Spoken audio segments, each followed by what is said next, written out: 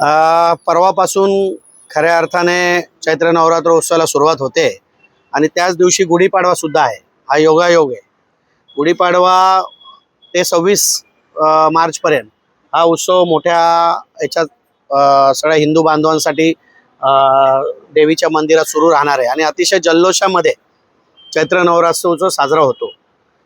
सालाबादप्रमाणे याही वर्षी एक पाहणी करण्याच्या दृष्टिकोनातून कार्यकर्त्यांना या ठिकाणी बोलवलं गेलं होतं की कारण शेवटी एक कार्यक्रमाच्या पूर्वीची जी तयारी असते ती पाहण्यासाठी या ठिकाणी आज शिवसेनेचे सर्व कार्यकर्ते आलेले आहेत आणि आज आम्ही या ठिकाणी पाहणी करून काही अडीअडचणी असतील तर उद्या एक दिवस मिळतोय त्या अनुषंगाने आम्ही सगळंच हा किल्ल्याचा परिसर स्वच्छ करून सुंदर करून येणाऱ्या काळामध्ये आपल्याला हा उत्सव चांगल्या पद्धतीने कसा साजरा करता येईल यासाठी आम्ही प्रयत्न करणार आहोत. खरं तर चैत्र नवरात्र उत्सवामध्ये 7 दिवस हा देवीचा उत्सव असतो. इथे हजारो नागरिक या ठिकाणी दर्शनासाठी येत असतात.